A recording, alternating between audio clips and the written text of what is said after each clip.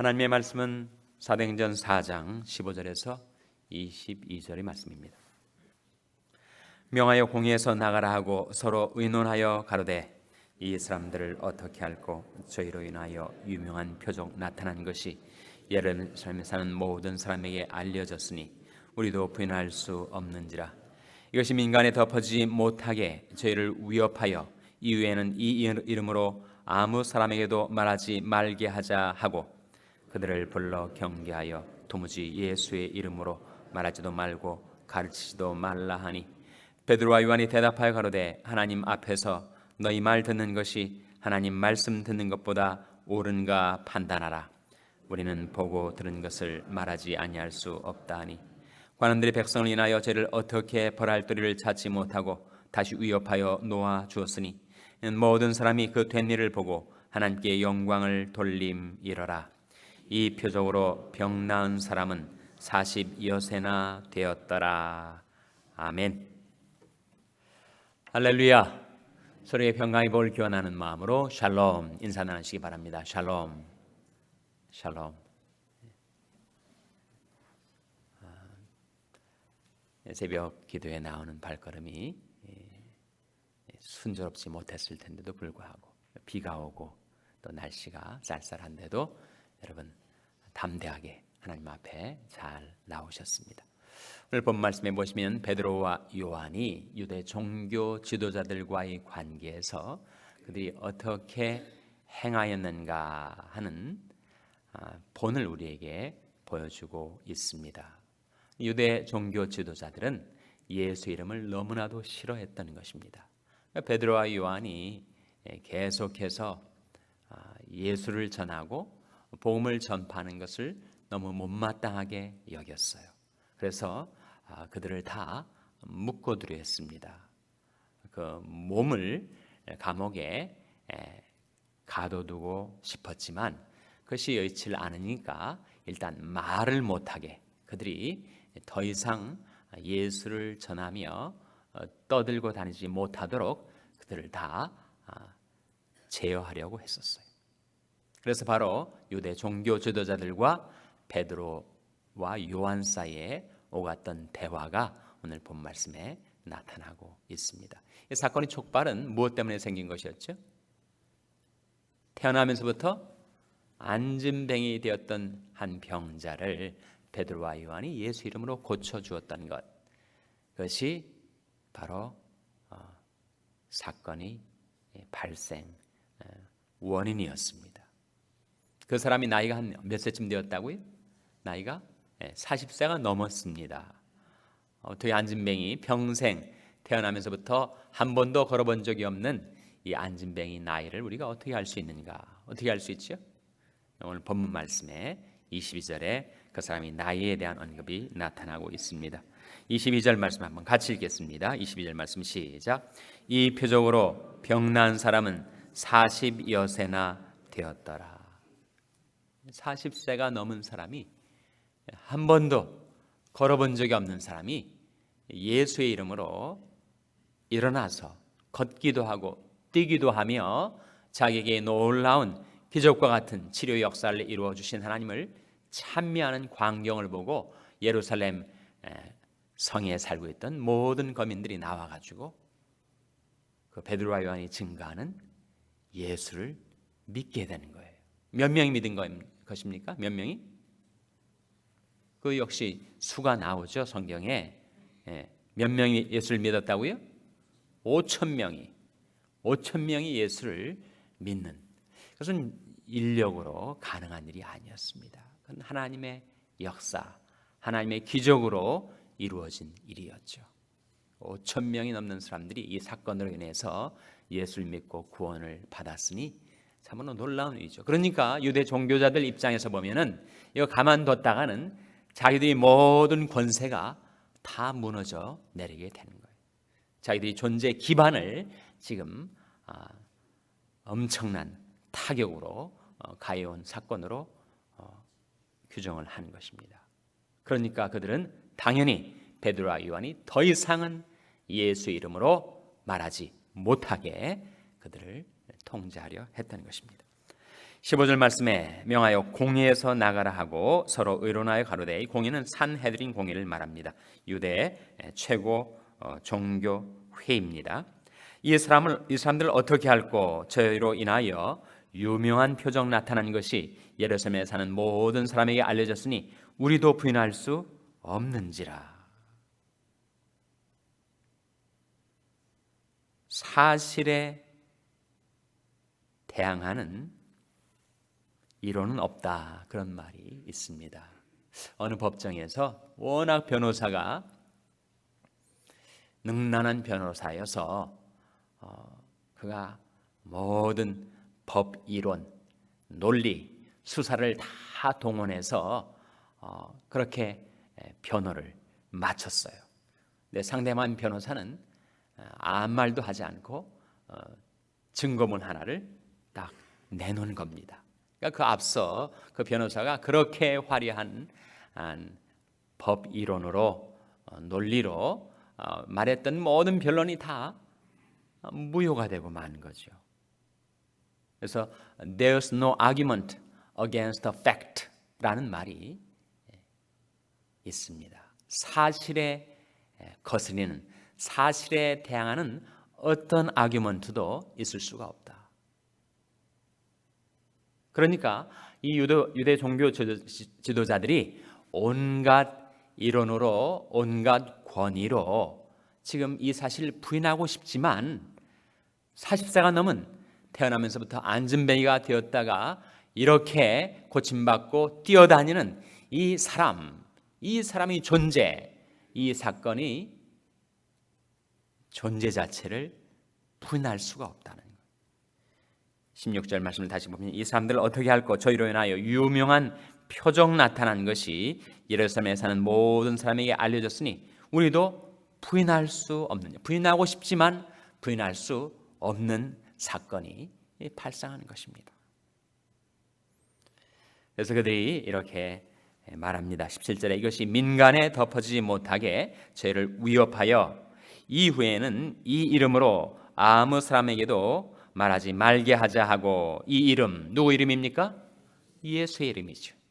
더 이상 예수의 이름으로 말하거나 예수의 이름을 전파하는 일을 못하게 만들자. 그래서 베드로와 요한을 산헤드린 공회에 다시 불러들인 것입니다. 그들을 불러 경계하여 도무지 예수의 이름으로 말하지도 말고 가르치도 말라 하니, 그때 베드로와 요한이 대답한 말이 19절에 나오죠. 같이 읽겠습니다. 시작. 베드로와 요한이 대답하여 가로되, 하나님 앞에서 너희 말 듣는 것이 하나님 말씀 듣는 것보다 옳은가 판단하라. 하나님 앞에서 너희 말 듣는 것이 하나님 말씀 듣는 것보다 옳은가 판단하라. 거기에 진리가 있습니다. 우리는 권위를 존중해야 되죠. 오늘날 현대는 권위가 존중받지 못하는 그런 세대입니다. 부모의 권위가 흔들리고 있고, 학교에서 스승의 권위가 이미 무너져 내린 것과 같습니다. 나라의 권위도 없고 교회에도 권위 없고, 권위가 흔들리는 사회, 권위가 무너진 사회는 뒤죽박죽이 될 수밖에 없는 것이죠. 권위는 존중돼야 합니다.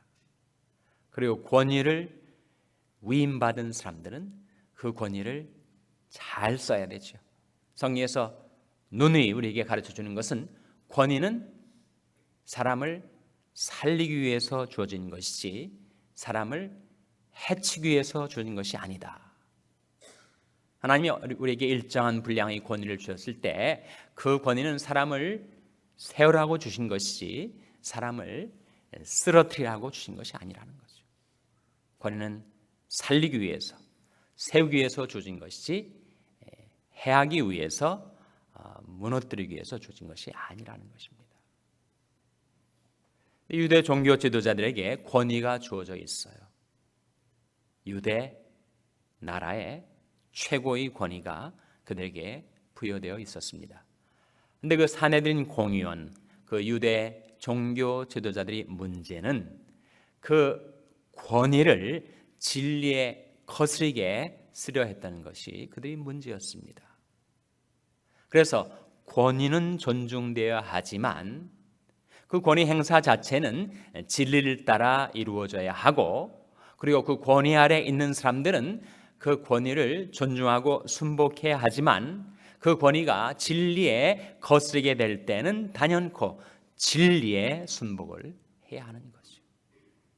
유대 종교 지도자들이 자기에게 주어진 권위로 하나님이 구원의 복음 전파를 가로막는 방향으로 작용을 할 때 베드로와 요한은 하나님 앞에서 당신들 말 듣는 것보다 하나님 말씀 듣는 것이 더 옳은지 아닌지를 당신들이 스스로 판단해 보시오 라고 강력하게 도전하고 있는 것입니다.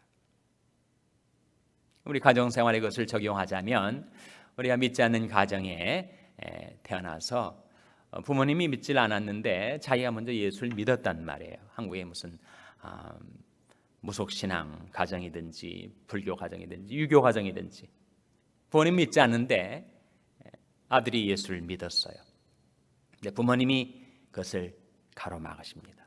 네가 계속 교회 나가고 예수를 믿는다면 나는 우리 가정에서, 우리 가문에서 파문이다. 그러니까 우리 가족의 일원으로서 살려 하면 예수 믿는 것을 그만두라고 했을 때 그 아들의 입장에서 부모의 권위를 순종해야 하는 것과 예수를 믿어야 하는 것 사이에서 갈등이 일어나는 것입니다. 부모님을 순종해야 되는 것인지 계속 교회를 나가야 되는 것인지, 이렇게 대해서 성경은 우리에게 다음과 같이 가르치지 않습니까? 너희 부모를 주 안에서 순종하라.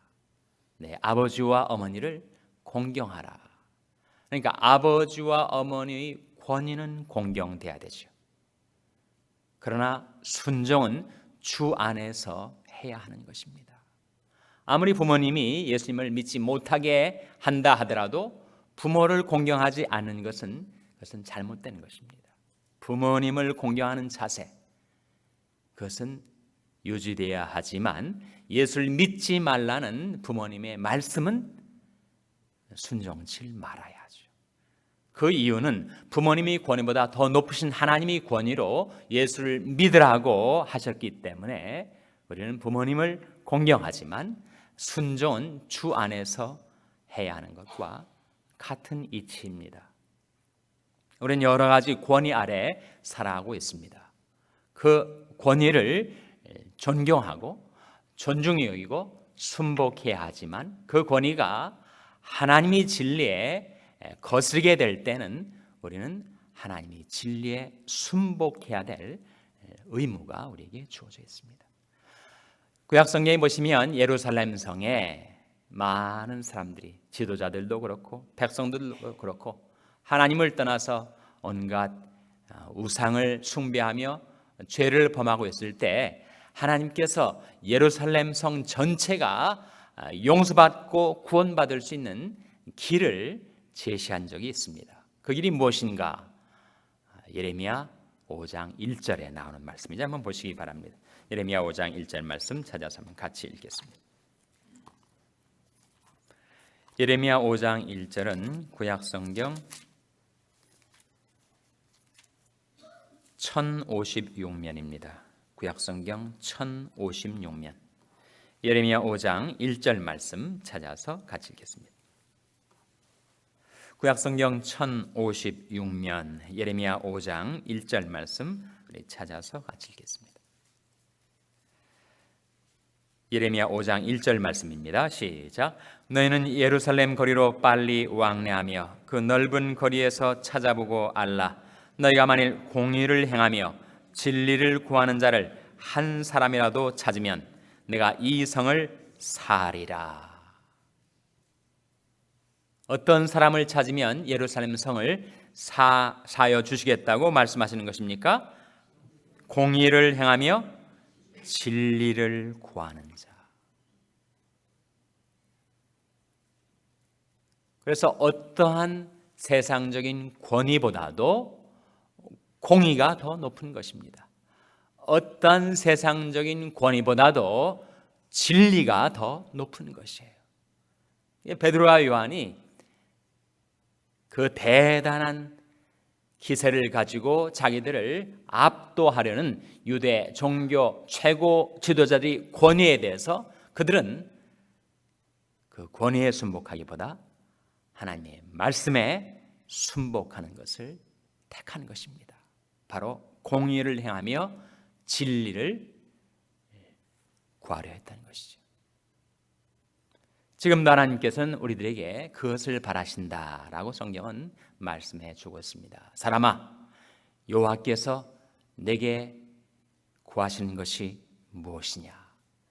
여호와께서 내게 구하시는 것이 공의를 행하며 인자를 사랑하며 겸손히 내 하나님과 함께 행하는 것이 아니냐. 하나님께서 우리에게 바라시는 것이 바로 그거라는 거예요. 우리가 자녀라면 부모의 권위를 존중하고, 우리가 나라의 백성이라면 국가의 권위를 존중하고, 우리가 배우는 학생이라면 스승의 권위를 존중해야 하지만, 위에 있는 권세가 공의에 어긋나고 진리를 거스리면 우리는 무엇에 순복하며 살 것인가? 사람보다 하나님 말씀 순종하는 것이 나으니라. 베드로와 요한이 그렇게 담대하게 말하면서 자기들이 이것 못할 수가 없다, 주체할 수가 없다라고 하는 것이 20절에 나타나 있습니다. 다시 오늘 본 말씀으로 돌아오셔서 사도행전 4장 20절 말씀 같이 읽겠습니다. 4장 20절 말씀 같이 읽겠습니다. 시작. 우리는 보고 들은 것을 말하지 아니할 수 없다 하니. 우리는 보고 들은 것을 말하지 아니할 수 없다.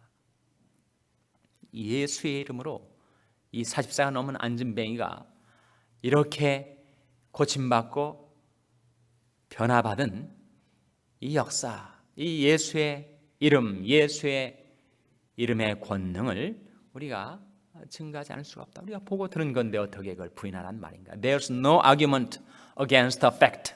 사실에 거스리는 어떤 아규먼트도 있을 수가 없다. 담대하게 그들이 구원의 복음을 전파할 수 있었던 것이죠. 사실은 이 베드로와 요한 앞서서 예수님께서도 그렇게 말씀하셨어요. 요한복음 3장 11절 한번 보시기 바랍니다. 요한복음 3장 11절 말씀에서 예수님께서 베드로와 요한의 그 본을 먼저 끼쳐 주셨던 것입니다. 신약성경 145면 요한복음 3장 11절 말씀, 요한복음 3장 11절 말씀 찾아서 같이 읽겠습니다. 시작. 진실로 진실로 내게 이르노니 우리 아는 것을 말하고 본 것을 증거하노라. 그러나 너희가 우리 증거를 받지 아니하는도다. 진실로 진실로 내게 이르노니 우리 아는 것을 말하고 본 것을 증거하노라. 베드로 요한이 말과 비슷하지 않습니까? 우리 보고 들은 것을 말하지 아니할 수 없다. 예수님이 우리 아는 것을 말하고 본 것을 증거하노라. 예수님 말씀하신 이 말씀 가운데 우리는 누구를 가리킬까요? 예수님 지금 혼자 니고데모와의 대화를 하는 가운데 갑자기 우리라는 복수를 쓰시는 우리는 누구를 가리키겠습니까? 성부 하나님, 성령 하나님, 그리고 성자 예수님, 우리죠. 삼일체 하나님. 그러나 동시에 그것은 주님을 따르는, 주님과 함께 하게 될 베드로와 요한 같은 사람들, 우리 아는 것을 말하고 본 것을 증거하노라. 우리가 보고 들은 것을 증거하지 아니할 수 없다. 하나님의 말씀에 순복하고 하나님께서 은혜로 우리에게 체험케 하신, 우리가 보고 들은 것, 아는 것, 그것을 확신 있게 증거하며 살아서 여러분을 통하여 하나님의 구원의 복음이 이 시대에, 이 땅 위에 편만하게 전파되게 해주시기를 주님의 이름으로 축원합니다. 기도하시겠습니다. 오늘 말씀을 기억하며 하나님,